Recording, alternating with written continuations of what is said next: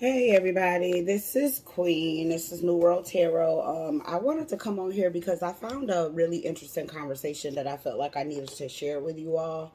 Um, so there's a narrative that kind of goes around in the Black community about Black Lives Matter. Um, and this is something that probably everybody has heard of, if not almost, like a majority of the people have heard about Black Lives Matter. And it's interesting to me that when the crime is black on white or white on black crime, there's a outcry for help, an outcry for justice, an outcry for fair treatment when it comes to black people. But when it's black on black crime, there's a different type of narrative that goes with that. I don't see black people being as enraged. I don't see black men being as aggressive as they are when it's a white person who commits a crime against a black person. So I found this interesting conversation by a guy. His name is Ted. So I wanted to bring the conversation forward because I really want to see what you guys have to say about this in the comment section. So if this is your first time here and you enjoyed this conversation, please make sure you hit the thumbs up button and hit the notification bell and subscribe to the channel so you'll know every time I drop a video for you. All right, let's get into this.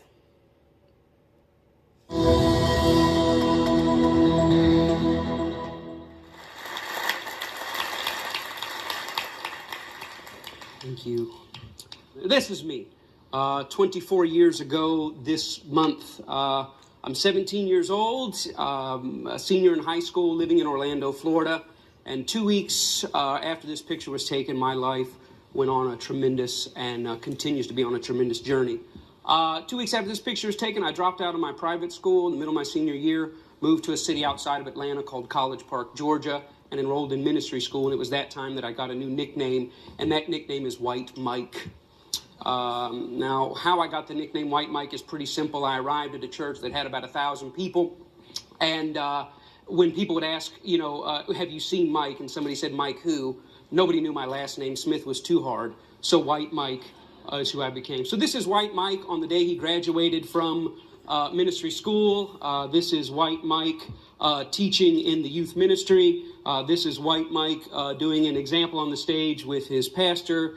This is White Mike being ordained into ministry. I think you're seeing a pattern. This is White Mike's first roommate when he got there. White Mike at work. White Mike at social gatherings. You can barely see White Mike in there. White Mike with pastors. I just returned from Atlanta to pastors conference. This picture is about 15 years old, and it's the same picture from when I was here yesterday. He's just showing a bunch of pictures. I can't show them on here because YouTube be tripping. But he's just showing a bunch of pictures of him surrounded by black males throughout his entire life, from childhood all the way up until adulthood. He's showing himself being like the only white guy surrounded by a lot of black men. So basically, he's getting ready to go into what he's learned being White Mike, surrounded by black men and the mentality of black men. So pay attention. This is White Mike's wedding party with White Mike's dad, and White Mike has been on quite a journey the past 24 years. Now, in this time, I learned a lot of beautiful things about a lot of beautiful people. I learned a lot of ugly things about myself, and I learned a lot of dark things about the nation in which we live. But I also learned that I, being White Mike, specifically the white part, have a lot of power. White Mike has a question today, and it's this. How come when you turn on the radio in Jacksonville, or New Orleans, or Chicago, or Little Rock, the only people on the radio that talk about how great it is to kill each other are black? How come that exists? 15 stations on a dial, go up, go down. The only people on the radio bragging about getting automatic weapons, gunning each other down, are black. This right here is a song. My pastoral vocabulary won't let me read the title. But I will read this. Catch a young black male not paying attention at the red light. With your AK-47, let me see you shoot it. You're a killer, you're a killer, you're a killer. You're a killer black male. Let me see you prove it. Why does this exist? I'll take it even further because a lot of time racism exists. Now, he just read the words to some of the song, a particular song that a rapper put out, okay? And he's going to go in depth with music and artists. But I just want to say, I think that when black men get up and say that they make these weird statements and say things like, oh, we're oppressed, oh, the system is against us, oh, we can't do anything, we can't fight back, we're not as strong as them.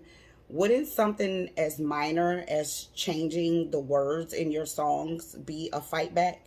Like, say every rapper that existed right now, gangster rapper or, rappers who promote violence, if they all were to get together in unison and say, we are not going to put this type of music out, you will not make money off this type of music because we refuse to write it, wouldn't that be a form of fighting? Tell me what you think in the comment section. Pay attention. What we don't know, what we don't see, where are the white killers on the radio? Where are the white AK-47 shooters? Good question. Where are the white drug dealers? Where are the white people on the radio that brag about what it's like to murder witnesses before trial? The truth is they don't exist.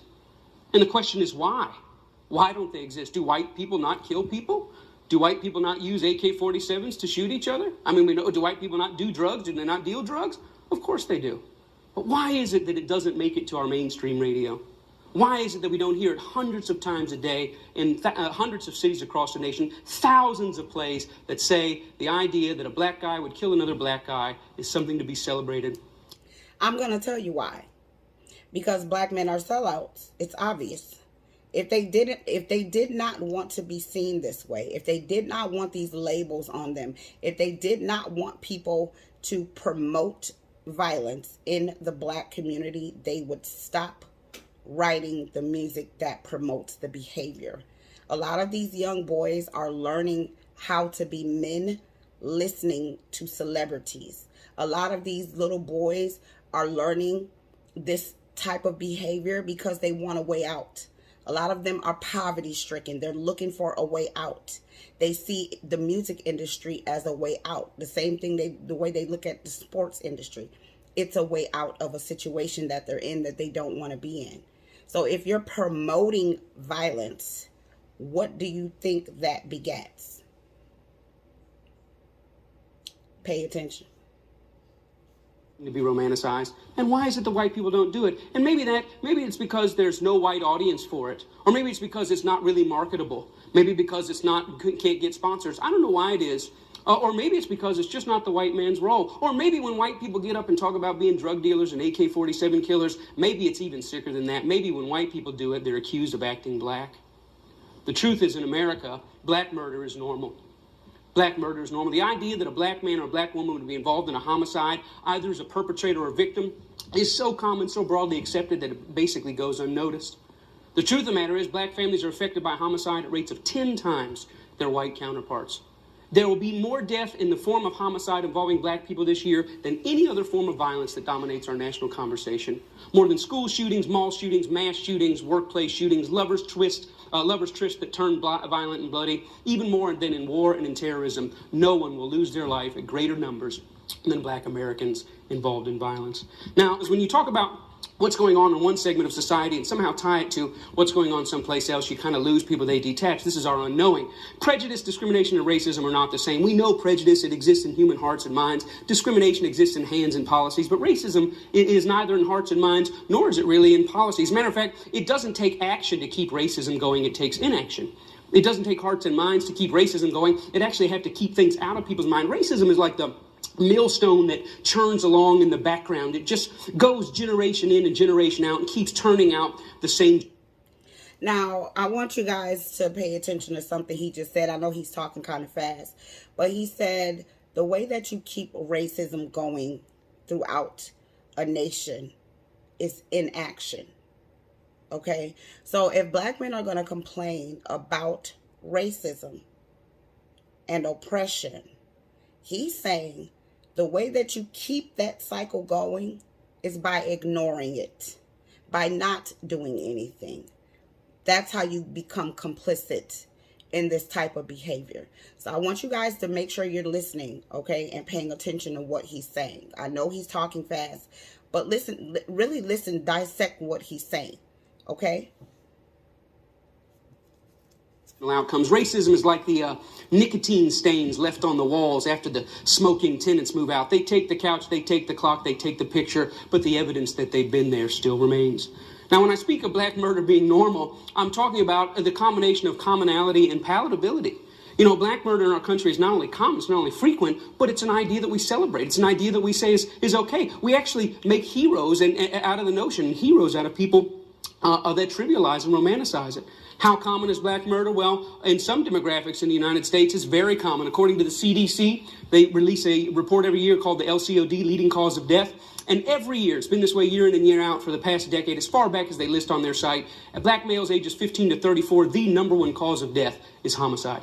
The number one cause of death. For white males, it's number 3. And when you hear that, you instantly go, well, yeah, I mean, that would seem right. I mean, I hear of black on black crime, right? Hear about urban crime. So I guess, yeah, number 1 to number 3, I mean, it's a problem, but it's really not that bad. But the devil is always in the details. The truth of the matter is that if I were to take everybody that dies in this year, every black male 15 to 34, and I brought them into a room December 31st, said, all of you have made it to the afterlife. And I want to take a quick survey. How many of you got here by cancer? A few voices will say, me. How many of you got here by auto accidents? Me. How many of you died of a heart attack on an athletic field? Me. And I said, how many of you were gunned down by another human being? And half the room would raise their hands. Now, every time I show this information, people always say, well, if the number 3 cause of death for white males, what is the number 1 cause of death? And without... So I was watching a documentary, I think it was a few nights ago. I was watching some information about black on black crime, and it was kind of telling how the problem with black on black crime is that we're going to say black men, because for the most part, women, when you look at the rap industry or the music industry in general, most of the women who rap are not promoting violence. They're promoting free sexuality, or, becoming stronger, not dealing with dusty men, women empowerment, liberation, things like that. You don't really get too many women rappers or women in the industry at all, singers, rappers, or whatever, what have you, that are going to promote violence. It seems like the people who do that tend to be black men. And in the documentary, they were pointing out that it's really strange how a group of people can complain about black. It's almost like when you see a celebrity, a black male celebrity, say, oh my God, Mo 3 got gunned down, or, XXX got murdered, or this person, this rapper was shot and killed, and blase, right? It's kind of strange to see them mourn for this person when they are promoting this behavior to happen.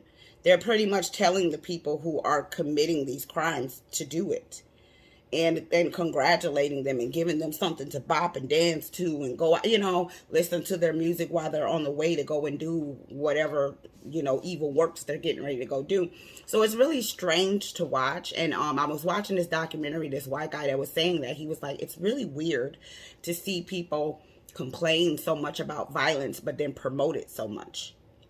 Okay, and I think that's the oxymoron that goes over a lot of people's head. They'll go, oh, well, black men this and black men that, and they're victims and they're this and they're that. But are they complicit in what's happening to them? Are they promoting?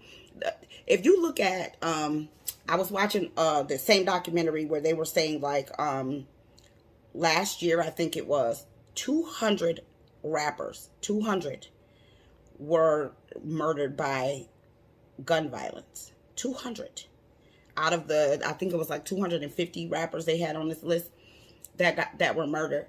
200 of them were gun violence. And it's really strange because every single rapper where they played a snippet of their music, they were promoting gun violence. So it's really strange to me. As a normal thinking person, it's really weird for me to watch.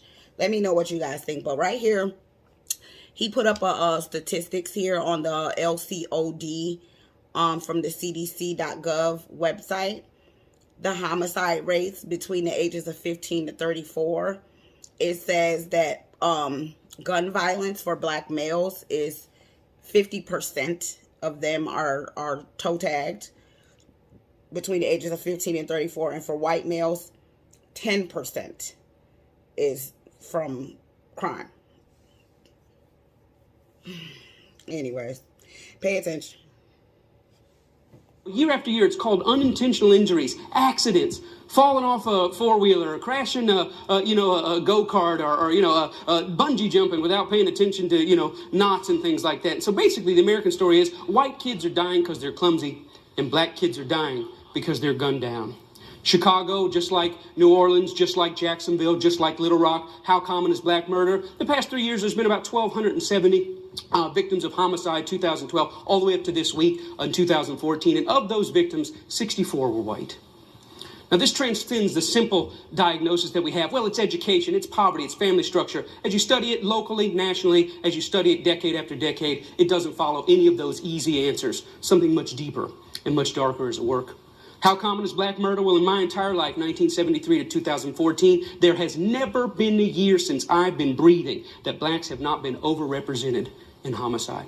Never been a year that you can go into a morgue and you don't see blacks overrepresented. It's the story of America. It's certainly the story of America in my lifetime. My question is, what will be the first year that we see it a 1-to-1 ratio? I mean, if it's somewhere between 7-to-1 and 10-to-1 now, I mean, when will it be 1-to-1? We would consider it a huge national victory if we ever got it to 5-to-1, to 4-to-1, to 3-to-1. Violent crime has gone down over the past 40 years. People say, isn't that great? No, because prison has gone up over the past 40 years. And no matter the fact that violent crime has gone down or prison has gone up, what's never closed is the gap. It's funny how statistics show that the more black men that they lock up in prison, the less crime is on the streets. It makes you wonder, are these people civilized? Are these uncivilized beings, like a lot of white people have come out and said? Are they beasts of the field? Do they need structure? Do they need to be in a confined environment and being told what to do, when to wake up, when to eat, how to behave, when to brush their teeth, when to bathe?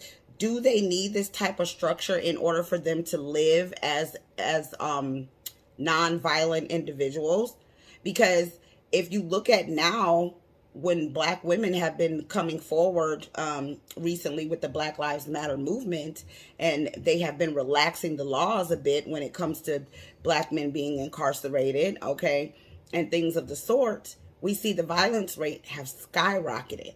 There's areas that you go in and the women are scared to come outside. They're scared to leave their homes. They're clutching their purses and running to their cars when they go out and get groceries. We've been seeing it all over social media. So it makes you wonder, are these uncivilized people? Pay attention. Gap, 6-to-1, 7-to-1, 8-to-1. Usually it's the smartest person in the room at this point that yells out from the back, so are you saying you want more white people killed? And then all of a sudden I realized that's why we die in clumsy accidents. All right, here we go.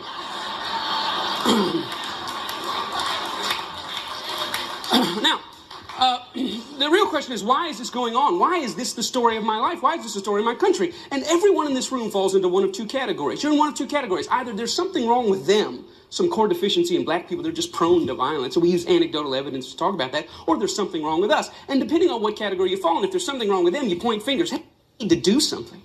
If you say there's something wrong with us, then you roll up your sleeves and you get busy. Well, the truth is there is something wrong with us. And that's years ago we set off a bomb. And that bomb affected our cultural soil. It affected our definitions. It affected our expectations. It affected who we are, how we describe ourselves, and how we describe other people. What we believe down to the core of our being. It's in our air. It's in our cultural water. And it's passed down from generation to generation.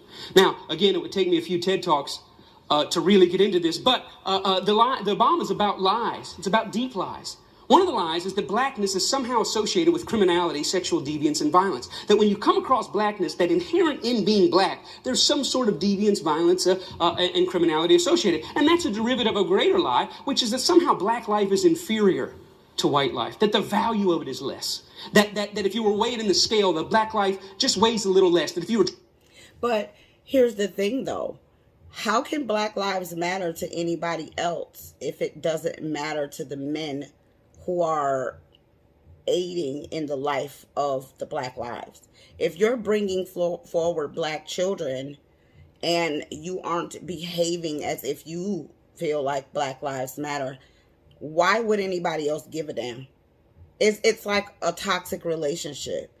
If you get in a relationship with someone and you don't value yourself, you better believe this person is going to exploit, and they're gonna use you for whatever they can, in any form or fashion or way that they can, right? My thing is, so let me give you a better example.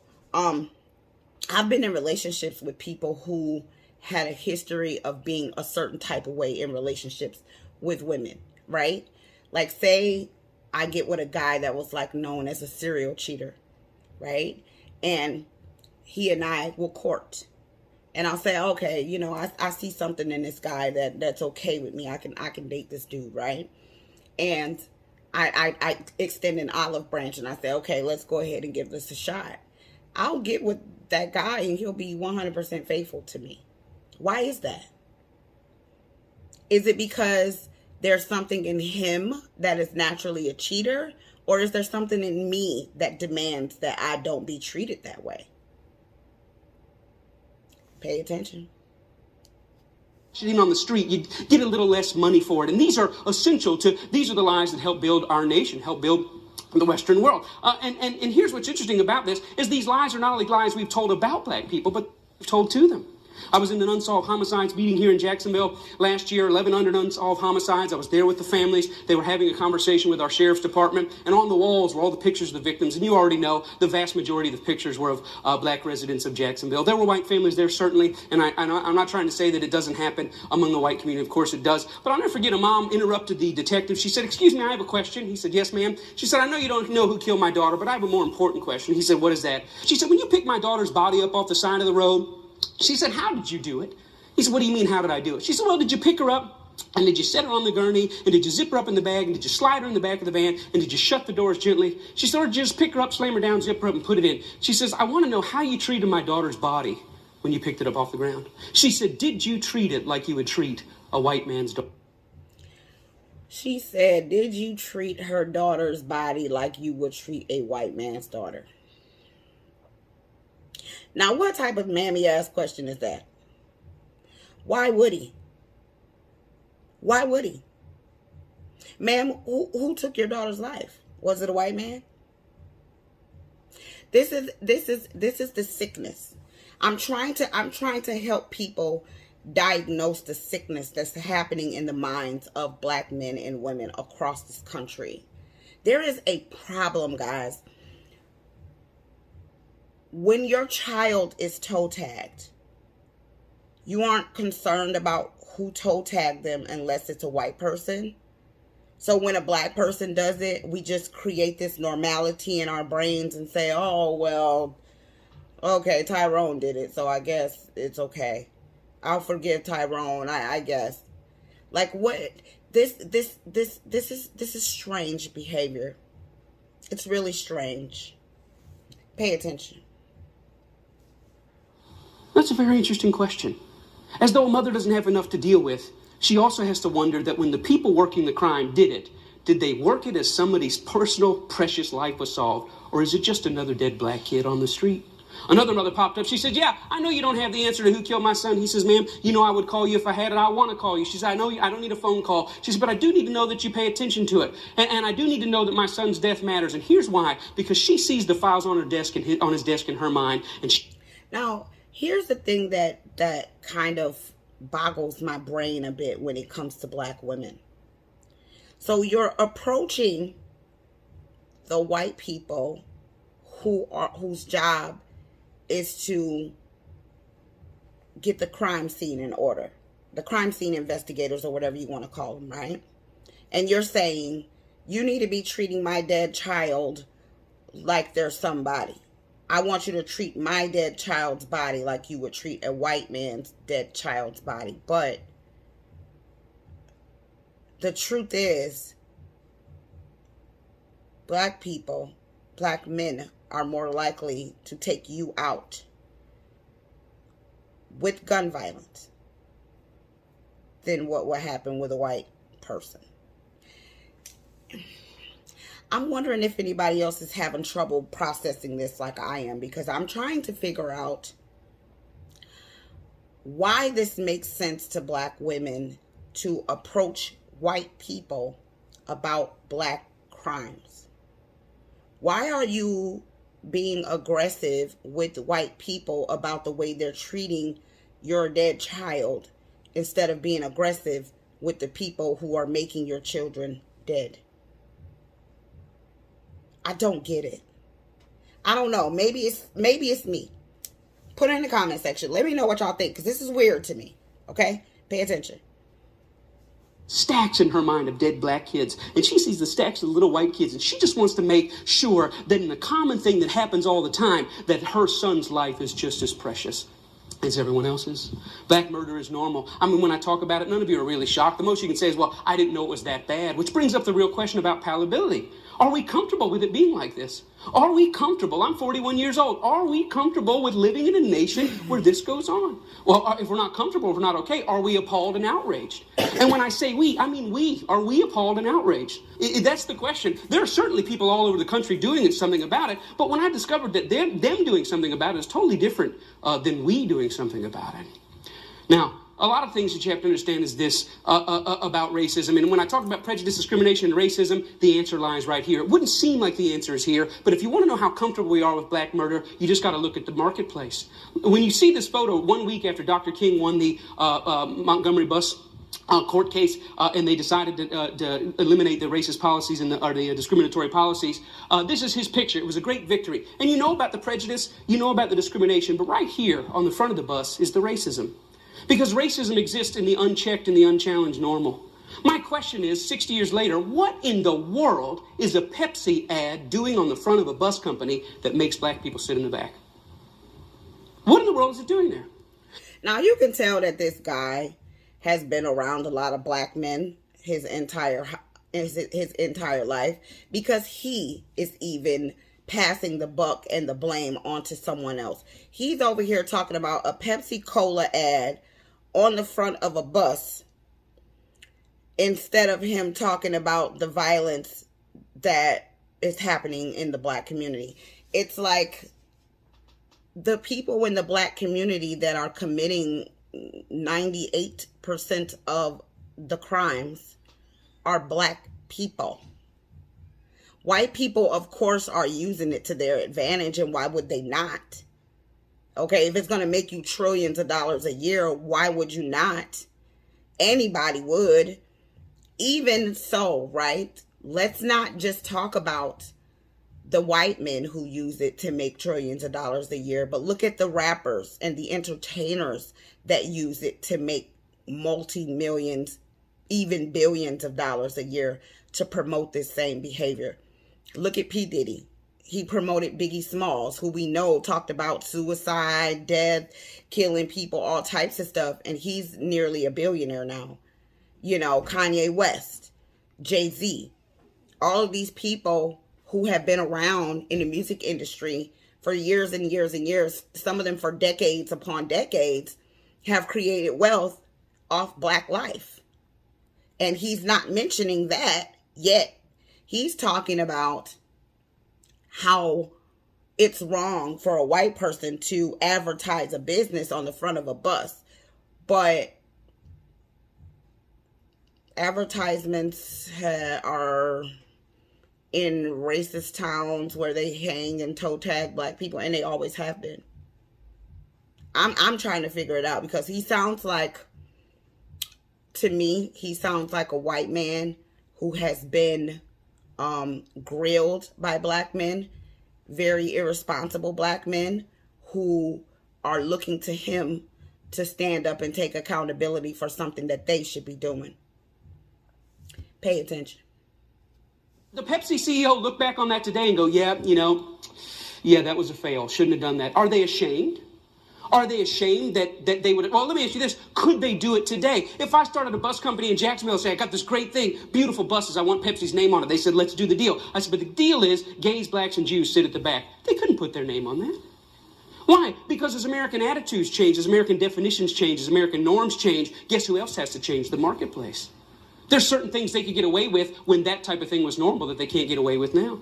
The same thing not only goes with policy, it goes with entertainment. My favorite cartoon, one of them all time, is Tom and Jerry. This is Mammy Two Shoes. Mammy Two Shoes, you never saw her except for a couple of times above the knees. She was always the one yelling at Thomas the cat for what he was doing. She was voiced by Lillian Randolph, a great radio actress. But here's the interesting thing. White entertainers create white entertainment, and they carve out a black role, and the black role that they saw fit was to play this stereotypical black woman. That lasted up until in the early 50s. Then huge protests broke out, and they said, you know what, we don't want to be portrayed like that anymore. And to this day, if you want to watch Tom and Jerry, you go home, you want to watch it on Netflix, you want to watch it on Amazon, this comes up on the screen. It says, what you're about to watch contains some racial stereotypes. They were wrong then, and they're wrong now. They were commonplace. We don't want to edit her out because that will make it like it never happened. We're going to put her in, but know that we know there's something wrong with this. Now, we don't have Mammy Two Shoes today. You can't get away with it. Nobody would put it out there. But we do have black people that get on the radio every day in white-owned companies, white-owned stations with white-owned sponsors that play the role of hypersexualized, hypercriminalized male. I ask these advertisers, I say, I've got hundreds of songs a day that celebrate killing animals. Will you put them on your station? They said, no. I got hundreds of songs a day that talk about assaulting women and abusing kids. Would you put them on your station? They said, no. I said, I got hundreds of songs a day that talk about murdering blacks. Would you put them on your stations? They said, well, that depends. Depends on what? Who it's done by and who it's branded for. Because see, and this is the thing. Black men know this. Black men know that the more violence they promote, the more records they're gonna sell. They know they're gonna push their albums further if they go with the agenda. At this point, are we not gonna take, responsibility for the role that black men are playing in this promotion of violence? So we already have an issue with the fathers not being there for their children, right? Then when the little black boys get old enough to, and I've seen on YouTube and TikTok and everything else, little boys 2 years old can rap a whole rap song about violence and can't even say their ABCs. But this is the type of behavior that black men are promoting to their children. Even when they are around, this is what they're promoting to their children. This is what they're playing in their vehicle while they're driving their child around to McDonald's and all these different places, being the best dads out of all the men on the planet. Let them tell it, right? But this is what they're doing. This is what they're promoting. This is what they're embedding in their children's psyche. And then instead of them saying, you know what, wait a minute, there's something wrong with our behavior. Maybe we should stop doing this. Let's come together and tell these music execs, listen, we aren't going to write music like this. And if you don't promote it, then you just won't have no music on the damn radio. Not from us.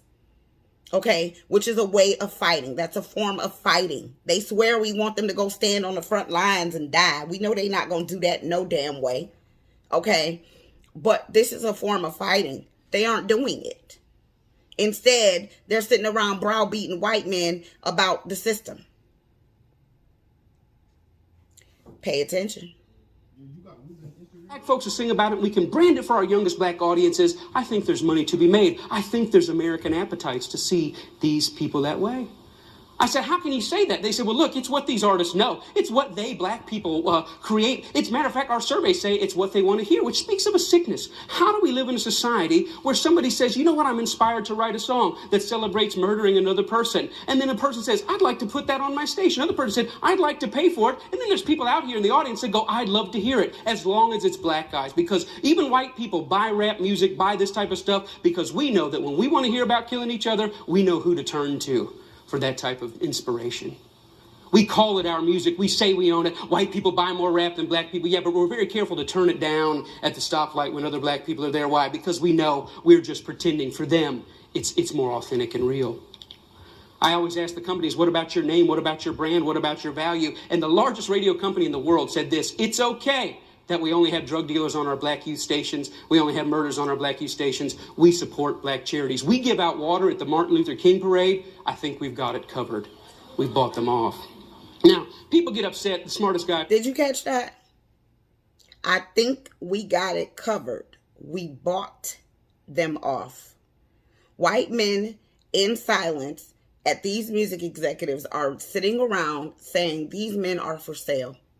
Their children are for sale. Listen, there wouldn't be a reason to have so many guns in the streets if they didn't know that the first thing black men were going to do was take those guns and turn them on each other. There wouldn't be a reason for that. They know what they're doing. They're telling you that these men are for sale. Their children are up for grabs. Black lives matter to who? Pay attention. Again, you're talking about censorship. I don't believe that. I believe in free art. Make whatever you want. I believe you should make music about anti-Semitism. I believe you should make music about killing dogs. I believe in this country you should make music about bashing homosexuals and driving them behind trucks. I believe you should make music about stringing people up on trees. I believe you should make music about killing whitey. I believe you should make all that music. But I also believe that in the mainstream marketplace, people should hesitate associating their name with certain content. You know, there's certain stuff you can't buy at the store. Certain stuff you can't get on iTunes because their brand doesn't want it. But if you want to hear black people celebrating killing black people, they got thousands and thousands and thousands of those things to sell you. Yeah, but who's making it? Who's making it? Who's going home and sitting down and rolling up a doobie and smoking it and then writing this music? Who's doing it? Who's doing it? Pay attention. Censorship, I think it's about American cultural hypocrisy. Because here's the truth. These black entertainers, they can't sing just about anything. There's some stuff that'll get them fired, and they get dropped, and they get fired, and they get slapped on the wrist, and they get disciplined all the time. Why? Because sometimes they step over the bounds. A very famous case is what happened with Rick Ross. Rick Ross is the Mammy Two Shoes, one of the many Mammy Two Shoes of our day. He's a black entertainer in a world carved out for him, and a role carved out for him by white entertainment companies. And one day he talked about, in the middle of a song that celebrated dealing drugs and killing blacks, he made a reference to date rape. And when he made that reference to date rape, that set social media on fire. That got 100,000 petitions in 24 hours. Hey, buddy, date rape is no joke. That had white people standing outside of Reebok in New York saying, you better take this seriously. We're tired of a rape culture in America. One line in one song moved the masses. And you know what Reebok did? Did they stand by him and say, hey, we believe in freedom of speech. We believe in freedom of expression. It's just a song. Calm down. No, they fired his tail on the spot. The president came out and said, this goes against our high standards. He's gone against the values of our brand. Shame on Rick Ross. We're disappointed. He doesn't know how serious date rape is. But that shows you how weak black men are as a collective. If it's not okay for you to promote date rape, then why would it be okay for you to promote murdering your brother? Why is that okay? Sounds like something spiritual to me. Pay attention. Saw that, I thought, wow, how convenient. Isn't that amazing? But here's what really happened. It's not their brand, it's not their values. Rick Ross went off script. He was hired to get black customers, and they think that black customers go with black bait. And in America, black bait is the hyper-criminalized, hypersexualized portrayal of black people. And as long as he had sung about that, the stuff that got him hired, he still have a job at Reebok. But when he touched other sensitivities that affect us, he lost his job. See, the truth is, it's not they that need to change. It's we that need to change. We created the lies. We created them for our profit. Now, right here, I disagree with him. I don't think that anybody who has created a system for them to monetize what makes sense to them should change. I think the people who are affected by the negatives that is in that economy are the ones who need to change. Okay? Black women have changed.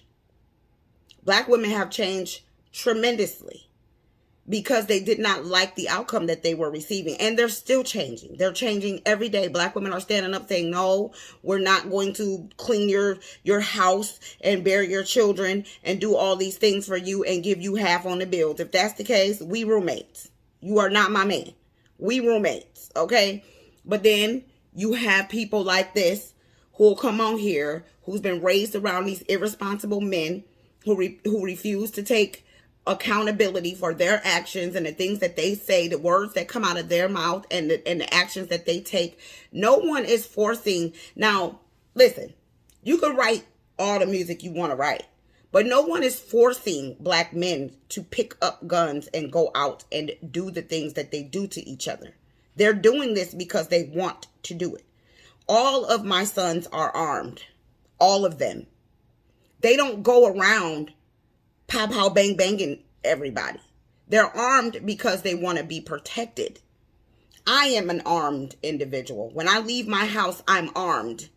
But I'm not going around being aggressive, starting fights with people, jumping in people's faces, being unrealistic, getting mad at somebody for stepping on my shoe, or all the weird things that we hear about, a couple of dollars. Oh, somebody owed me $200, so I'm going to go and pow bang them. I'm not doing that. So my question to this guy who's having this conversation is, I hear you when you say that white people need to change, but is that really true?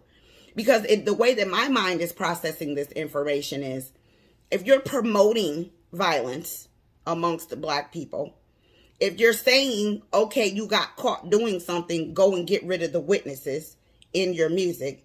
If you're saying black women are bitches, hoes, and should be disrespected in your music. If you're saying as soon as you get a weapon, you're going to go and turn that weapon against somebody who looks like you, is it really white people's fault? Or is it your actions? Who forced you to go and write this music? Or did you not want to lose your record deal? Was there a white executive standing there with an AK-47 next to you while you wrote the music and forced you to record it? Or are you doing that because that's what you want to do? The way I see it is Black Lives for Sale. I don't see Black Lives Matter. I don't feel Black Lives Matter. And the people that I think they matter to the least is black men. Because if they did matter, we wouldn't see them doing what they're doing to promote genocide. But yet, telling you to selectively breed is promoting genocide. You dating outside of your race is promoting genocide. You not giving birth to black males is promoting genocide, but yet they get up in their music and promote genocide every day, all day, in every song.